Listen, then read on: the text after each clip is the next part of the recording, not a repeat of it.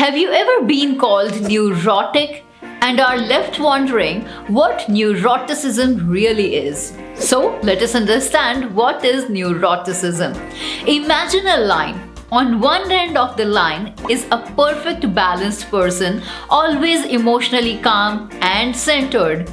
They feel safe and confident in the world. And on the other end is someone who is so overwhelmed by their emotions they cannot function and are convinced everything and everyone is a threat to their well-being.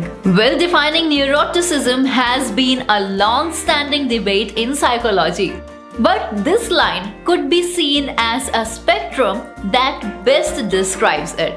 In general, neuroticism means we have a negative response to frustration, perceived loss, or feeling threatened. We can all have a degree of neuroticism. Nobody is really that perfect, balanced person on one end of the line or the maniac on the other side. But if we are highly neurotic, we will be emotionally sensitive, more prone to react or withdraw when stressed, and more vulnerable to mental issues like anxiety and depression. So let us first know about the science which shows that you are a neurotic.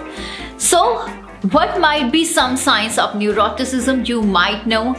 That is, be known as a pessimist, have emotions that changes easily, always be scanning for danger in situations, have social anxiety of some level, not be comfortable with change, easily feel stressed, anxious or tensed, withdraws when anxious, hide out in your head with rumination and fantasies, use coping mechanism to self-soothe like overreacting or using alcohol, have insecurities about yourself, never feel satisfied with your life and suffer from feelings of guilt, often have colds and flus. The big 5 personality traits that includes in neuroticism is always been known as the part of big 5 classified systems for personality traits. And personality traits are our behavioral patterns of thinking, feeling, and behaving. This system is also called the ocean model. Openness, consciousness, extraversion, agreeableness, and neuroticism.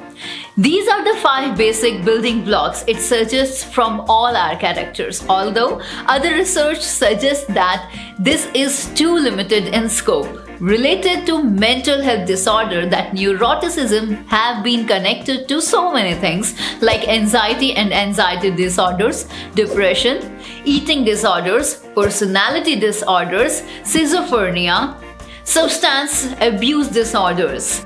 And some studies also connect neuroticism to general health problems, such as a study that found on correlation with asthma. Thankfully, despite this suggestion being put forth, British researchers did a large-scale review of prior studies and concluded that the statistics simply are not there to link neuroticism to cancer risk.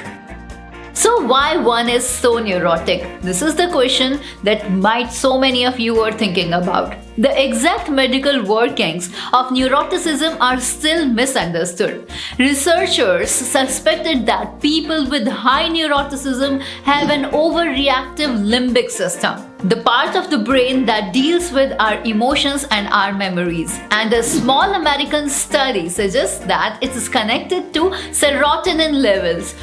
But more research needs to be done on this.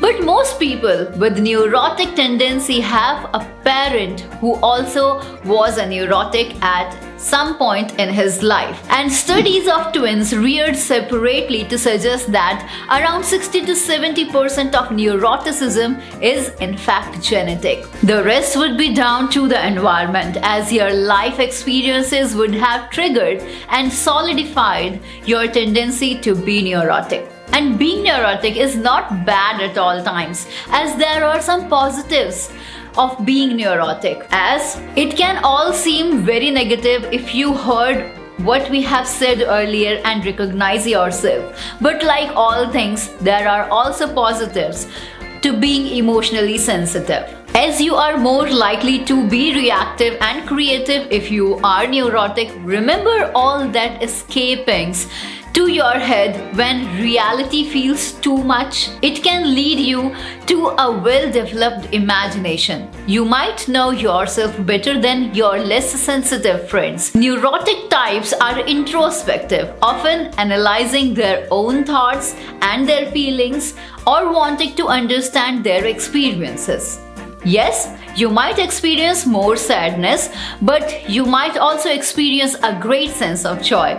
Stable sorts of rank very low on the scale don't experience as much upset but are also less likely to have emotional highs.